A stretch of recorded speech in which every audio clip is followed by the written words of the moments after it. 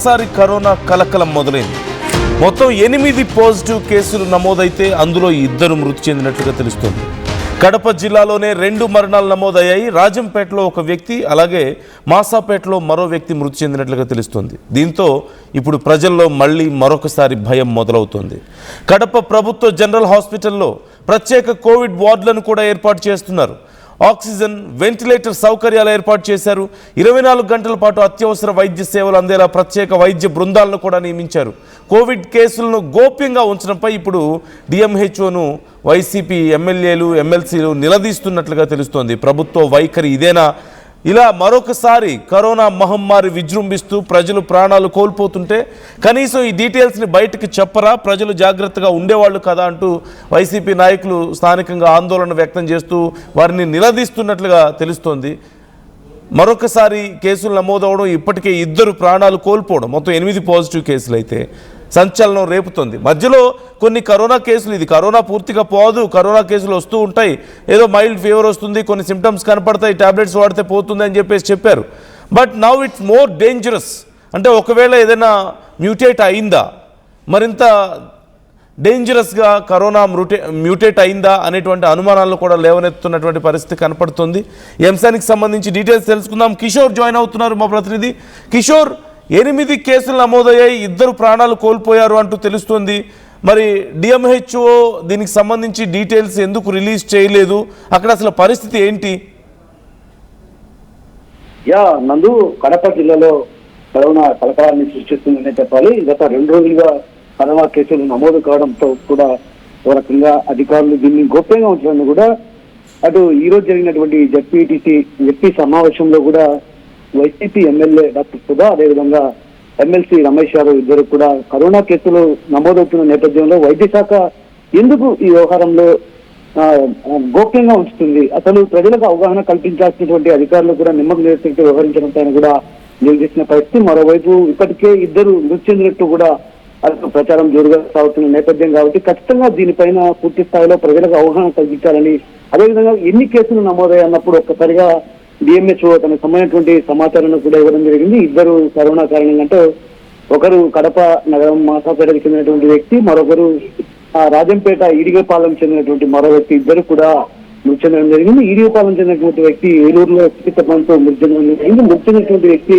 కొంత అనారోగ్య సమస్యలు అయితే శ్వాసకోశ వ్యాధులకు సంబంధించినటువంటి వాటితో బాధపడుతున్న నేపథ్యంలో ఆయన ఏలూరుకి వెళ్ళారు. ఏలూరుకి వెళ్ళిన నేపథ్యంలో అక్కడ మరణం సంభవించిన పరిస్థితి. ఆ క్రమంలో కూడా అది కరోనా కేసుగా నమోదు అయ్యిందన్నటువంటి భావన కూడా అటు డిఎంహెచ్ఓ చెప్పడం జరిగింది. అదేవిధంగా కడపలో ఉన్నటువంటి మాసాపేటలో ఓ వ్యక్తి, అంటే తాగుడుకు బానిసైనటువంటి నేపథ్యం, ఆ బానిసైన నేపథ్యంలో కూడా ఒక్కసారిగా తనకు సంబంధించినటువంటి 2 లంగ్స్ కూడా పూర్తిగా దెబ్బతిన్న తర్వాత తను శ్వాసకోశ వ్యాధి, అదేవిధంగా శ్వాస తీసుకోవడం, అదేవిధంగా వాసన పసిగట్టే పరిస్థితి నేపథ్యం కాబట్టి ఖచ్చితంగా ఈ 2 కూడా కరోనా కేసులుగా గుర్తించడం జరిగింది. ఇప్పటికే ఏదైతే జిల్లాకు సంబంధించి దాదాపు 8 కేసులు నమోదయ్యాయి. వల్లూరులో 1, అదేవిధంగా కడప నగరంలో ప్రధానంగా నకాష్లో, మాసాపేటలో, రాజంపేటలో ఉన్నటువంటి 1 కేసు, ఆర్టీసీ కాలనీలో 2 కేసులు నమోదయ్యాయనేటువంటి విషయాన్ని కూడా ఆయన స్పష్టం చేయడం జరిగింది. ఆ క్రమంలోనే అక్కడ ఏదైతే కరోనా మళ్ళీ విజృంభిస్తున్నటువంటి నేపథ్యంలో కాబట్టి ఖచ్చితంగా కడప నగరంలో ఉన్నటువంటి రిమ్స్ పరిసర ప్రాంతాల్లో కూడా ఇప్పటికే ప్రత్యేకమైనటువంటి వార్డును కూడా ఏర్పాటు చేశారు. నిన్న కూడా మనం 2 కేసులు నమోదైన విషయాన్ని కూడా ఆర్టీవీ ఎక్స్క్లూజివ్ గా నిన్న 2 కేసులు నమోదైనటువంటి విషయాన్ని కూడా అక్కడ ఉన్నటువంటి ఏదైతే రిమ్స్ పరిసర ప్రాంతాల నుంచే అక్కడి నుంచి గ్రౌండ్ రిపోర్ట్ కూడా ఇవ్వడం జరిగింది. అయితే ఈ నేపథ్యంలో ఒక్కసారిగా అటు అధికారులు కూడా అప్రమత్తం కావడం జరిగింది.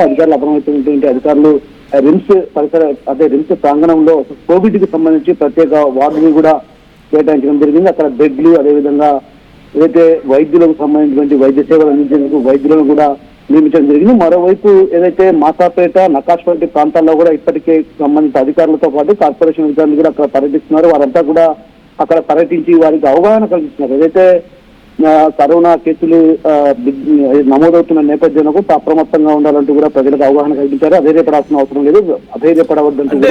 కిషోర్, దీనికి సంబంధించి ఏదైనా అధికారులు సమాధానం చెప్తున్నారా? ఎందుకంటే కరోనా అనేది ఎప్పుడూ పోలేదు, ఎక్కడో ఒక చోట దేశంలో అన్ని ప్రాంతాల్లోనూ ఉంది, అక్కడక్కడ కేసులు వస్తున్నాయి, బేసిక్ మెడికేషన్ వాడితే తగ్గిపోతుంది, కొంచెం సిమ్టమ్స్ కనిపించినా, అంటే ఒకప్పుడు ఉన్నంత సీరియస్నెస్ లేదు, ఇప్పుడు ఇమ్యూన్ డెవలప్ అయిందని చెప్పారు. బట్ ఇప్పుడు మాత్రం ఈ పర్టికులర్గా ఈ ఏరియాలో ఈ కేసులు కొంత సీరియస్గా కనిపించడానికి, ప్రాణాలు పోవడానికి ఏదైనా ప్రత్యేకమైన రీజన్ ఉందా? అధికారులు ఏమైనా దీనికి సంబంధించి డీటెయిల్స్ చెప్తున్నారా? యా నందు, ఇప్పుడే కొద్దిసేపటి క్రితమే మనకు డిఎంహెచ్ఓ కూడా వాయిస్ ఇవ్వడం జరిగింది. ఏదైతే ఆర్టీవీకి ఎక్స్క్లూజివ్ గా వాయిస్ ఇచ్చారు, అది ఇప్పుడే మన కోఆర్డినేషన్ వాళ్ళకు కూడా అందజేయడం జరిగింది. దానికి సంబంధించి ఏదైతే కరోనా కేసులు ఎన్ని నమోదయ్యాయి ఏంటన్నటువంటి విషయం పైన కూడా అక్కడ పూర్తి స్థాయిలో క్లారిటీ ఇచ్చారు ఆయన.